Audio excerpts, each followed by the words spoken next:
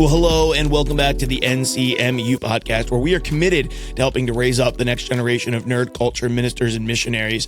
My name is Mark. I'm one of the hosts of the podcast. And with me today, I have another previous NCMS attendee, gone streamer, gone creator, all the things. I got the chance to hang out with Dr. Level Up. This guy's doing some stuff with Dr. Level Up as well. Welcome to the show, BootStrapBoots.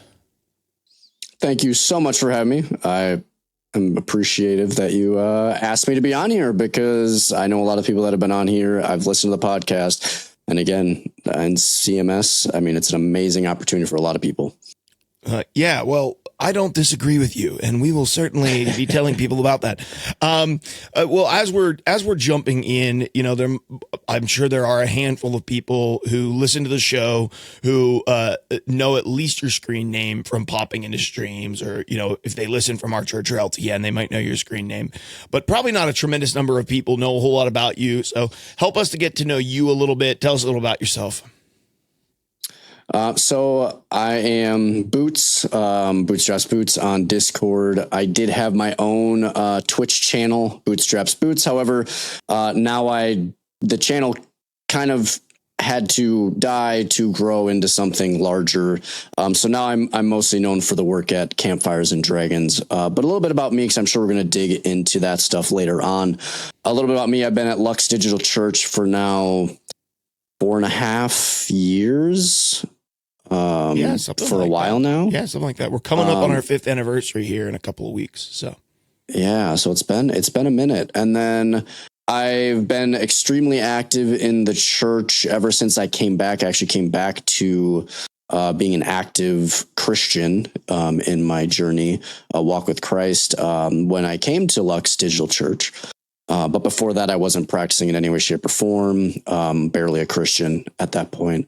But I've been serving at Lux now for quite a few years, and that's, you know, evolved as we go. I've made a lot of friends, a lot of connections at Lux. One of the reasons I ended up getting to NCMS was because there was just such a community there that was emboldening those who want to do more. And I first went live 2 years ago now, maybe more, 2.5, maybe 3 years. I don't even know. It's been a while. Okay. But I did find, funny enough, one of my original stream files on my computer the other day. Oof, rough. Let me tell you. Hey, let me tell you. Listen, you got to save those. It's important to remember where you started, man. You know, I've actually lost the archive of some of the first episodes of podcasts that I've put out because it was hosted through a Squarespace site that no longer exists. And, man, yeah, they're rough sometimes. They're not always the first time you do something. You think, man, that went really well. And then you go back and you listen to it and you're like, oh no. Like, whoa, this is art. Yeah. And then you go back a year later, like, whoa, bro, I don't know what the heck you were doing. Oh, man. But one last little thing I'd want to put in there is if you do watch streams that I'm in and my desk space, I do have 3 little furry cats, kittens. I mean, they're a little over a year, so I guess they're not kittens anymore. But my frequent stream guest name's Tadpole. Her nickname is Destroyer of Worlds. She's destroyed more stream equipment than I care to admit. But she is fantastic. She is actually trying to break down the door right now to get in here. Trying to make it in. And all the Gengars in the background. If you're watching online, if you're watching on YouTube, you can see Gengar's kind of your spirit Pokemon. And it's been kind of a feature in a lot of your streams. And now, did you make Pokemon content, or Gengar's just something that you just like? So I never got into Pokemon content because I found that getting that set up, I would have, but getting that set up on stream is at the time way above what I was capable of doing. And then by the time I figured out how I would do it, it was just like far gone at that point. So Gengar, for me specifically, the reason why I still hold on to that identity is because of the fact that Gengar's story is so near and dear to me. That's one reason why he's my favorite it's my favorite Pokemon. Obviously there's female and male Gengar. But it's one of those where as a child, I resonated with Gengar so much that it stuck with me. And as an adult, I'm like, that story still is relevant to the communities that we're a part of, the element that we're in, and the people we're trying to reach, that why remove that and start over? Like, no, just bring that with. Okay, awesome. Well, tell me a little bit about the first time you were going live, because you'd mentioned, you started with a channel that you had for a while. You haven't either been using that or you killed that off. You're doing something different now. What caused you to start wanting to kind of get into streaming, and what was the heart or goal behind it initially? So one of the things is, when it comes to reaching people, I don't travel when it comes to like mission work. I do have certain health things that don't allow me to go to certain countries, and a lot of them are third world countries. So unfortunately, I'm not able to go on a lot of mission trips traditionally that, churches would do, things like that. And I am a gamer. I speak the language. I was very good at certain games that people were interested in.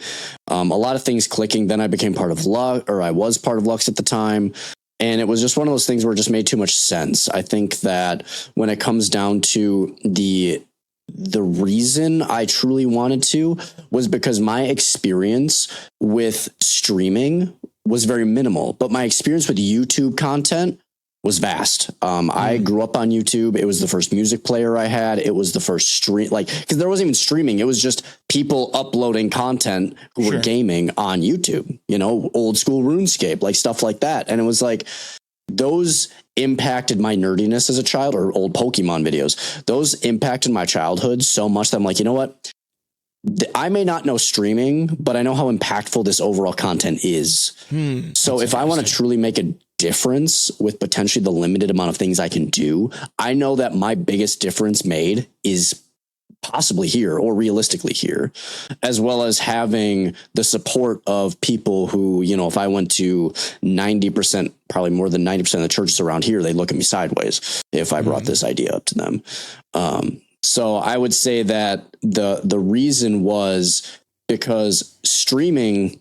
So I guess the important part, the reason why I wanted to enter this was, what got me back to church was streaming.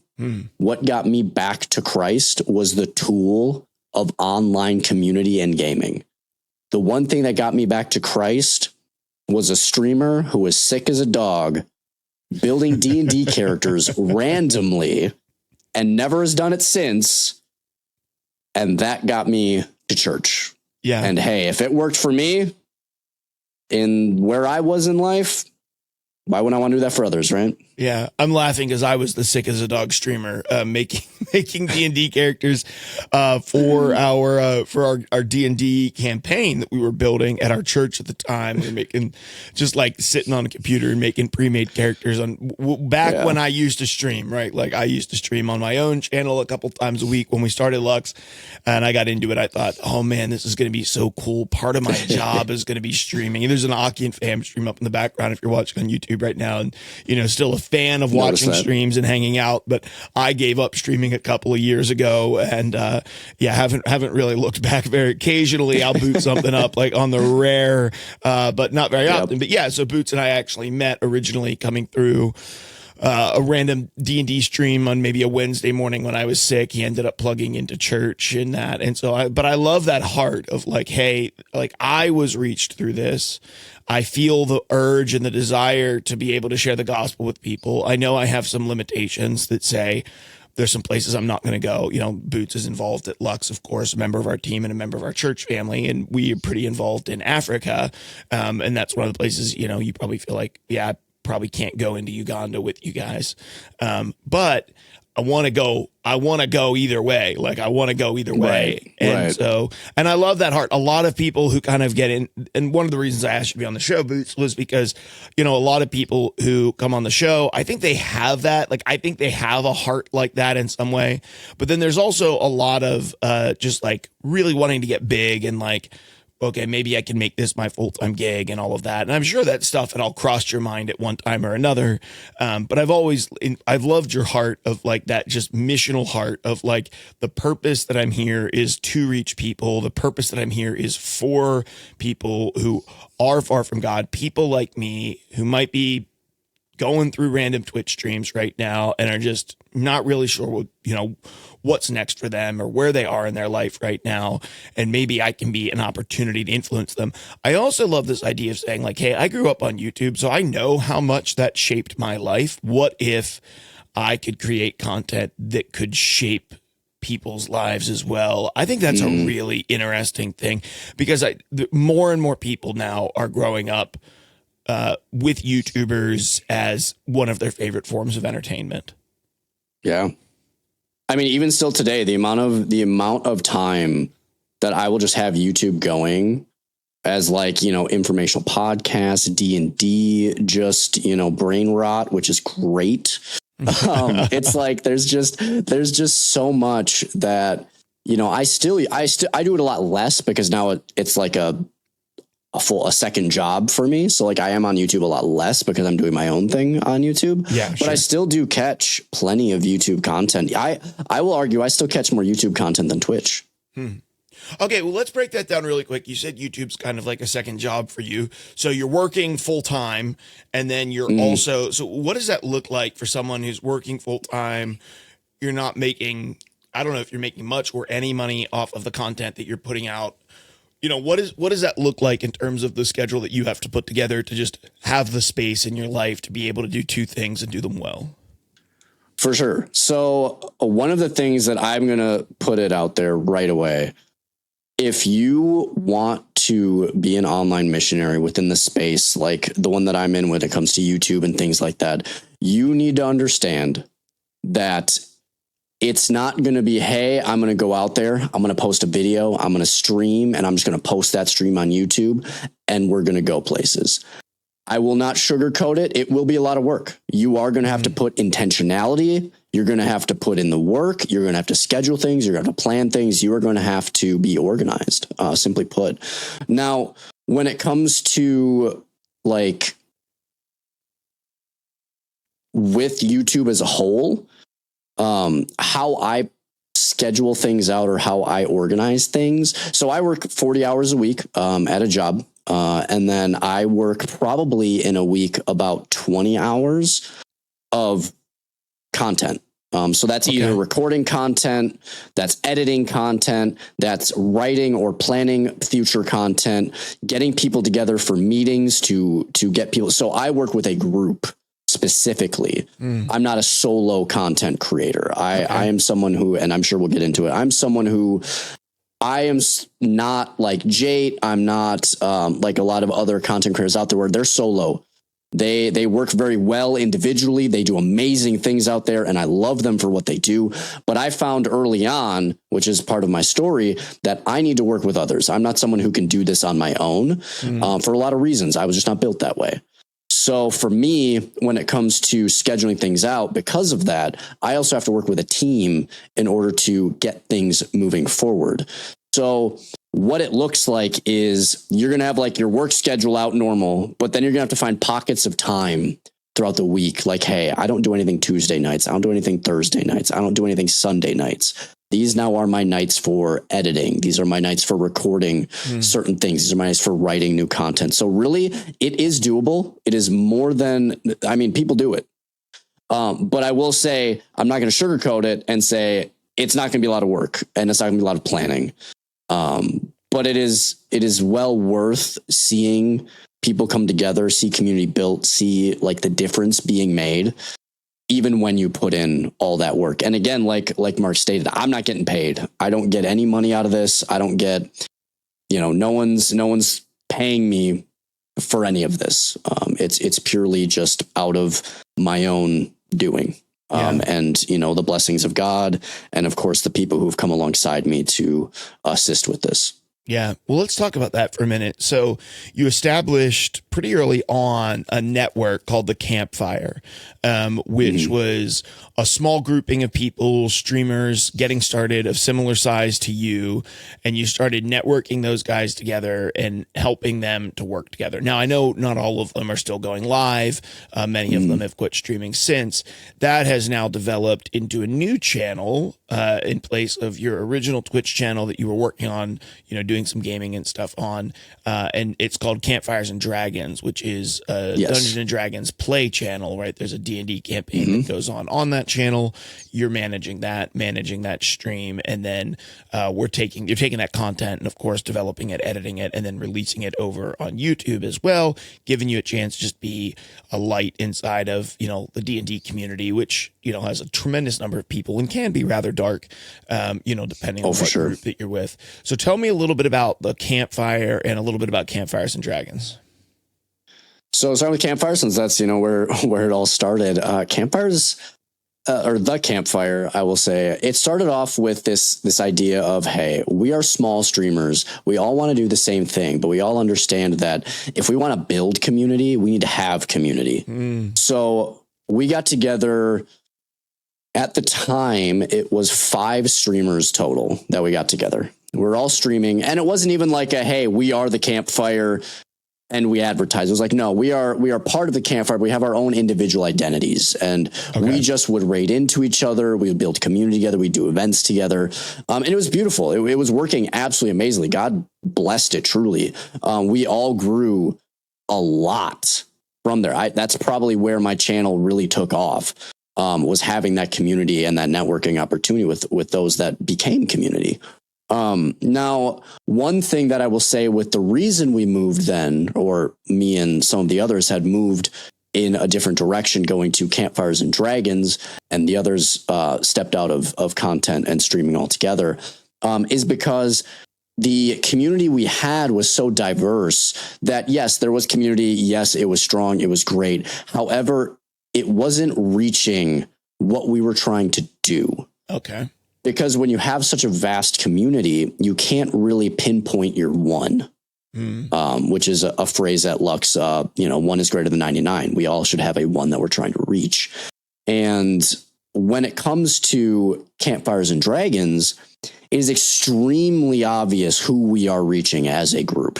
We are reaching the Dungeons and Dragons player, the tabletop role-playing game player. We are reaching those that are in a community that can either be extremely welcoming and loving or extremely isolating and dark. When it comes to Dungeons and Dragons as a whole, it is a medium that has a vast difference of people who are part of that community. Everything from Christians, surprisingly enough, all the way to communities that use Dungeons and Dragons for darker role play, being, a lot of different things. So we had found that, hey, this is our one. Our nerd is the tabletop player. Our nerd is the Dungeons and Dragons player. We're passionate about Dungeons and Dragons. We love Dungeons and Dragons. We play so much Dungeons and Dragons. And we're good at it, and we know how to do it, and we know what people are looking for, that, hey, that's our one. How do we reach them? And that's when we started building community with Campfires and Dragons, which then we got a group together to be able to essentially make content and perform, and then reach those individuals, say, hey, I don't care who you are, where you came from, what you're doing right now. You're welcome at our table. We're going to share our story here at the table. You can come share your story. We're going to listen. We hope that you listen. And at the end of the day, everyone is welcome at this table, because that's where conversation starts. That's where work happens, because Dungeons and Dragons is, I would argue, one of the very unique gaming platforms, if you want to call it that allows for the most unique style of community building, storytelling, and growth. And it's beautiful to see. I've said about D&D for a long time, you go into battle together around the table, and you come out with like really powerful stories. And some of my closest friends to this day are guys that I started playing. I talked to both of them, actually. The 2 guys that I started playing D&D with in like 6th, 7th grade. I was actually on the phone with both of them today. And so, these are guys that I've built bonds with, and sometimes we'll go back. And so I do agree with you. I want to clarify just a couple of pieces of language there. So some of the things that Boots shared were Lux language, but one of our core values is 1 is greater than 99. This comes from the book of Matthew, where Jesus talks about how a shepherd will leave the 99 in search of the one sheep and bring the one sheep back. We've always said at Lux, our priority is that one, the one that has wandered away. And then with that, we've said we all should have a one. And so Lux has a really defined one, an archetype, the person that we filter everything that we do through. And so I'm not going to go over who ours is, but when it comes to shaping the content that we put out, the sermon series that we plan, everything that we do, we put it through the context of the person that we've made. It's not a real person, right? But we would all see a lot of the similarities between this archetype and someone we know. And ours is named Shadow Slayer 329. And so Shadow Slayer 329, we think a lot about that person as we're doing this. And in the same way, we've encouraged the folks who are part of our church to have a one, who's the one person, an individual that you're trying to reach, right? And for you, that might be a cousin or a friend or a sibling who is far from Jesus. Your one might be a very real person.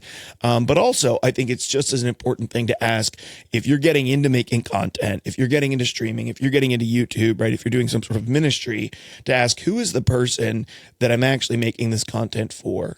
What are the questions that they're asking, right? What are the fears that they have? What's really motivating them? Why are they on Twitch on, for example, a Sunday afternoon when you guys are live streaming, right? What is pulling them into this place? What are they searching for the day before they go back to work, right?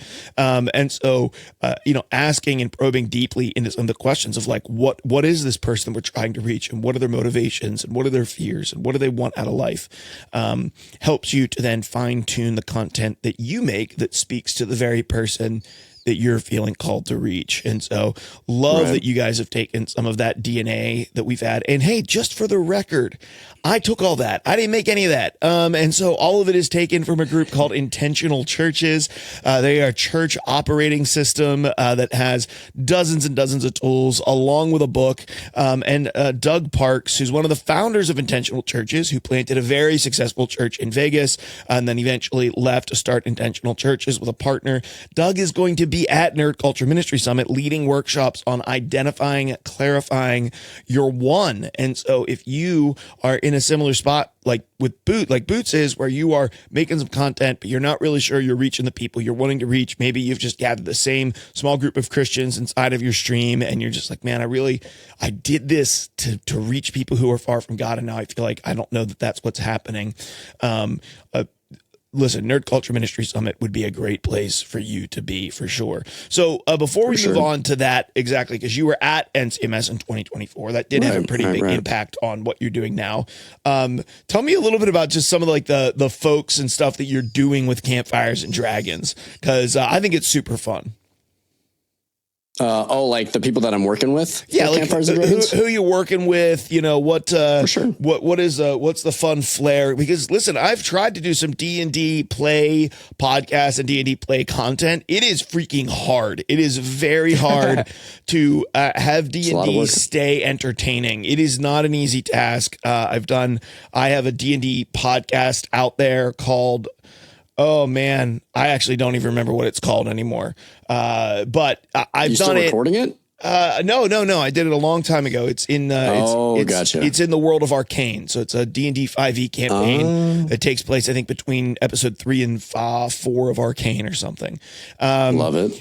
But that's neither here nor there. It's hard. It's hard work. It's way harder than you might think. It's not just sitting down at the table and playing. There's so much that goes into it. Yeah. So who are the people who are kind of like you're working with, and what are some of maybe the strategies? Because there might be someone who here is like, man, I'd love to do. You're the first person we have on who's using D&D, especially like broadcast D&D as a mission tool. Right. So the group, we'll start with the group. So the group that we're working with currently is the core group, I would say. We've got Dr. Level Up, who you spoke with early in the podcast here, that we met at NCMS. So Dr. Level Up, Saint Bear, who is also pivotal in planning NCMS. Fantastic. He's not himself a content creator or streamer, but he's an absolutely amazing individual. And he is DMing the campaign we are in, and this is first time DMing for content or anything of that nature. But he has DM'd in person games before, but he's doing a fantastic job. We have myself, Boots, yours truly. We have Pones Inc. Pones Inc. is part of Lux Digital Church. Used to be a content creator a long time ago, pre-pandemic.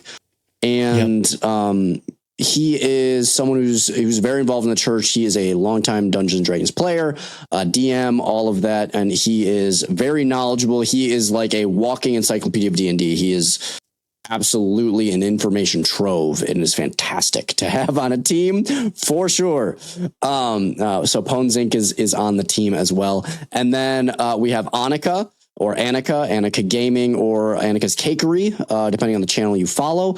Absolute light. I mean, she is fantastic. She does great work. Has a great personality, brings a lot of great energy, brings some chaos and anarchy, which is great for a Dungeons and Dragons game.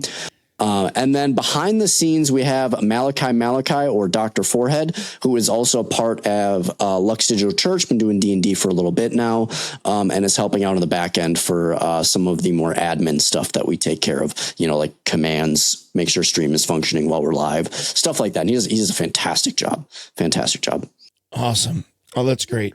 Okay, let's talk NCMS. You came to Nerd Culture Ministry Summit in 2024, our first one, and Colorado Springs at the Castle.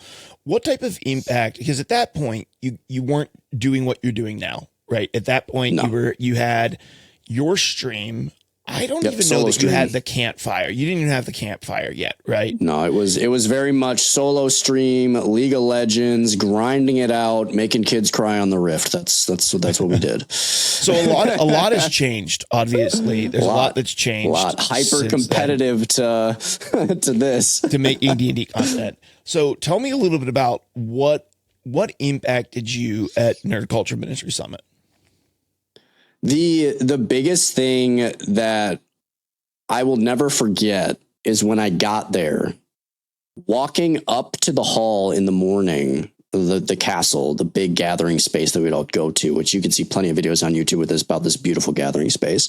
And the music, Chino playing and singing, and everybody singing with, you could hear it on your way to the castle. Like, you could hear it so far away. And it was just,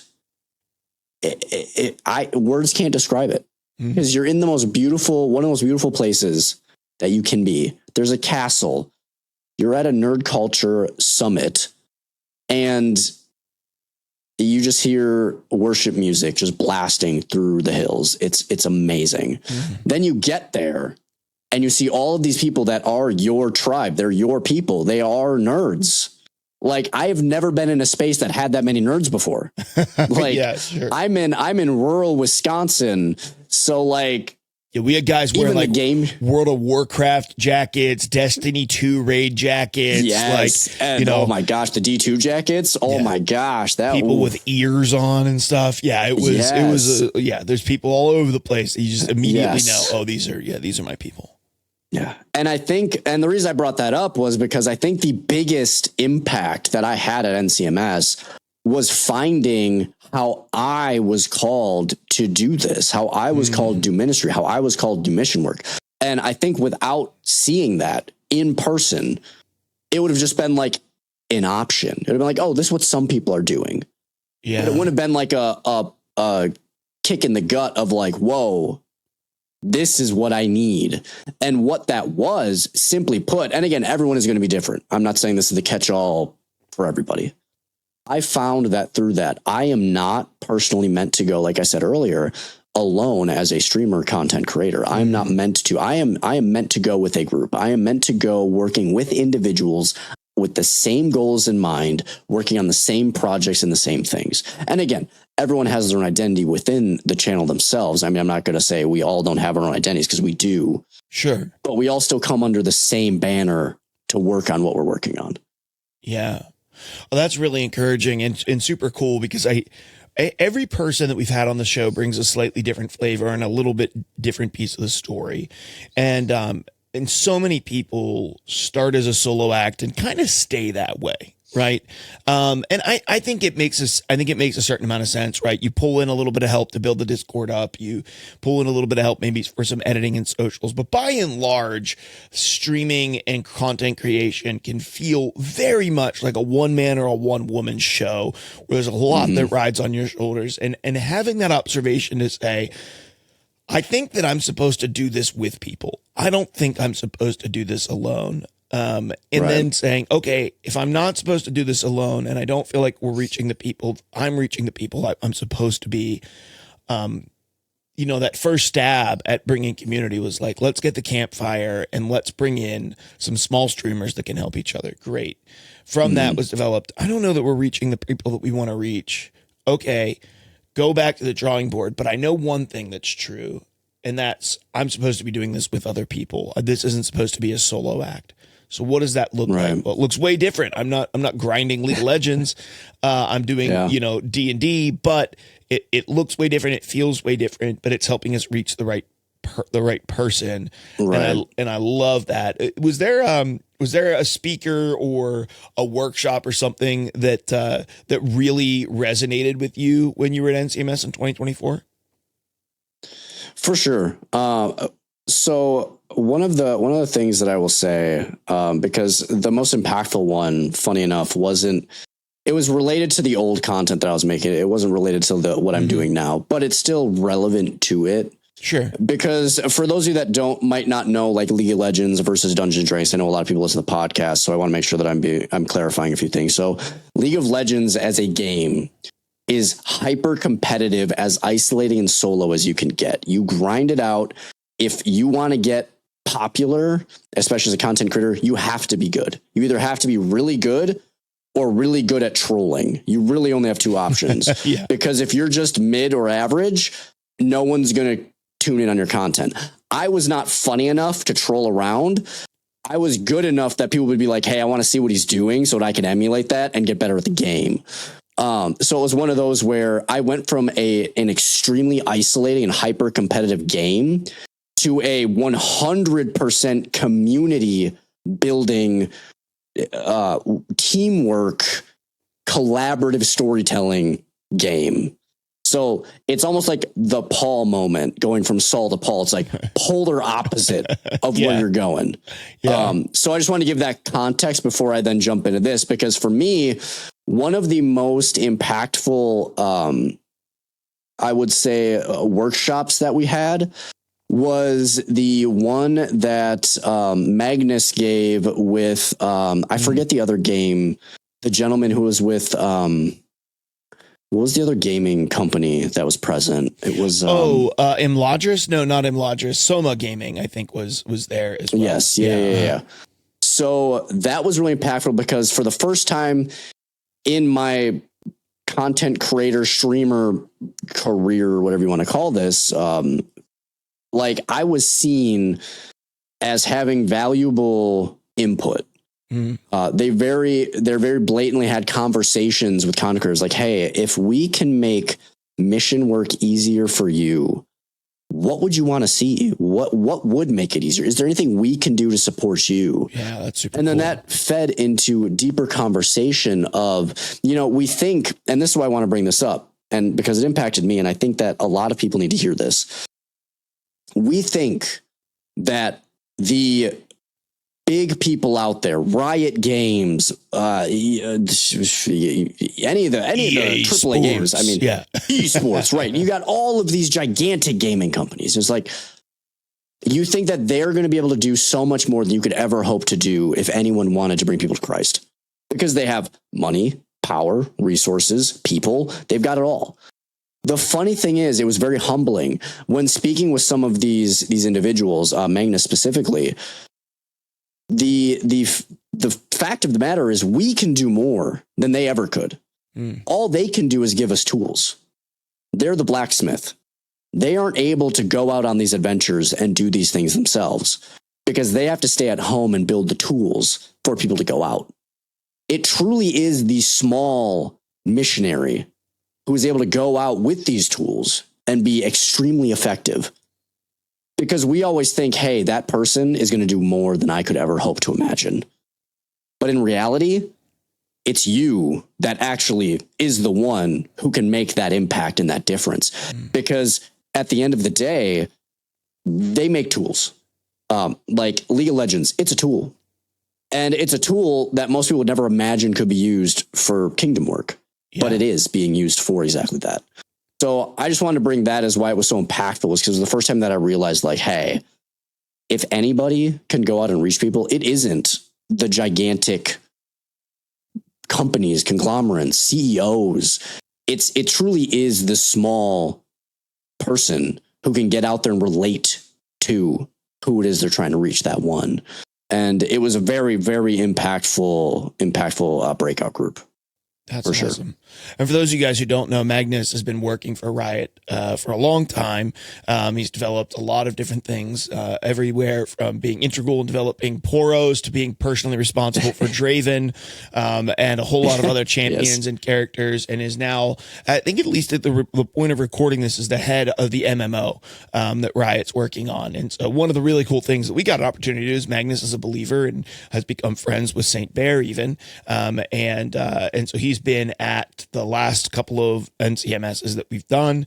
And so to be able to sit there and chat with somebody who has been at Riot since, he was like in the first handful of employees or something there, if I remember correctly, and have him be able to come and ask you, hey, what can we do to make it easier for you who's, maybe you're streaming to a handful of people, maybe you got a stream, you're streaming to 25 or 30 or 100 people.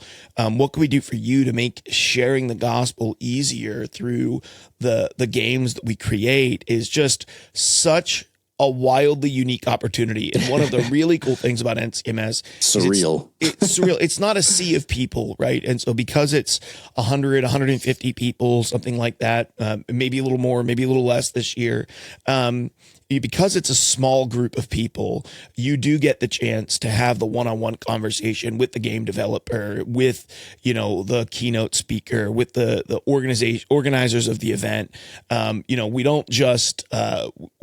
We're not just learning together and then you're going back to your hotel room. And like a lot of conferences, I've been to a lot of large pastors conferences, and that's basically all that it is. Go eat dinner, go back to your hotel room. Here, you don't just, you see each other in the morning, you eat breakfast together, you go to workshop, you go to keynotes, you worship together, you go and break bread together that night, you come back and you game together in the evening, and you crash, wake up the next morning and hike in the mountains together. And so it is very much so. It is very, very, very different from a conference. It's very, very, very different from just like a normal con or a normal gathering, because of its size and because of its intimacy and because it's truncated to being only MPB so big. We enable people to make those connections and be able to sit and talk with one of the developers over at Riot about your experience streaming League of Legends to people and how it would be easier to share the gospel in their game. And you're not going to get that opportunity in many places, which is one of the things that we love and think is really unique about Nerd Culture Ministry Summit, and one of the reasons that we care about it so much and have worked so hard on it. Okay, I ask everybody this before the end of the stream, Boots. Let's take you back 2 years ago. You haven't hit go live yet. You haven't started streaming League, gone to NCMS, developed the Campfire, developed Campfires and Dragons, relaunched. None of that's done. You're just getting ready to go live. You're setting up your OBS for the first time. What would Boots today, one thing he could give advice-wise to that Boots? Oh, there's so much. Let me tell you. Oh my gosh. There's a lot I wish I had known. And I would say the most important thing that I've come to find, whether you're streaming a AAA game, whether you're streaming an esports game, whether you're streaming Dungeons and Dragons, across the board, the one thing that I wish I had known at that time was knowing who I am spiritually. And the reason I say that is because even known at the time with League of Legends, traffic was amazing. The people were getting reached. I have many fantastic stories of people that, relationally came to church from the Rift. And it's one of those things where God was working. However, my mental health was diminishing because I didn't know who I was spiritually at that time. I was just, let's go. We're doing Lord's work. We're going to keep on going. That's later on. I can worry about that later. So what I would have told myself before I hit go live is learn who you are and know who you are spiritually, because I guarantee you your stream, your content, your identity online, what you do and how you act and how you work, and possibly even your one, will be heavily impacted by that.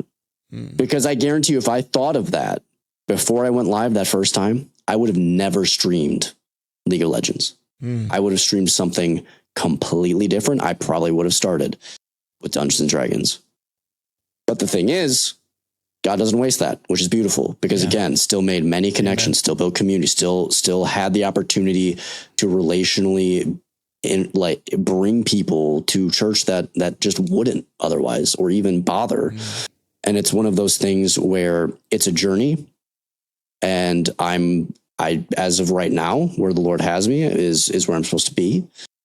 But if I give myself any advice, that's what it would be. And I would give that advice to anyone who's thinking about streaming or content creation as a whole. Because if you don't know yourself and where you are in your spiritual journey, spiritually, mentally, all of those things, it is so easy to burn out, to put your health off for what you think is worth more. When again, the Lord doesn't want you to diminish yourself spiritually, because that doesn't help anybody. So that is my advice, and that's what I wish that I had 2.5 years ago. That's awesome. That's such a good word, man. That's such a good word. Well, thank you, Boots, for being willing to come on the show and being able to share a little bit of your story. Yeah, man. And being able to encourage people who are out there. Maybe you're out there, you've been thinking, what can I do for D&D? I love D&D. Maybe you got some advice and some words, some encouragement here from Boots. Maybe you're thinking about it and going live for the first time, and you're just receiving that moment of pause and saying, okay, am I spiritually in the place where I know myself well enough to be able to dive into this? Whatever it is, if you learned something from this, do me a favor, reach out to us and let us know, either over Discord or that's just it, over Discord. That's the one place that you can. I think I'm supposed to say leave a review for the podcast so other people can find it. But I would 5 stars. Yeah, I would rather you just send this to a friend. Like, just if you have a friend, listen, this is not like a podcast that's built for everybody. It's a podcast that's built for a very specific person. And if you are 100%. Friends with one of those people, send it to them, because maybe it'll be helpful for them as well.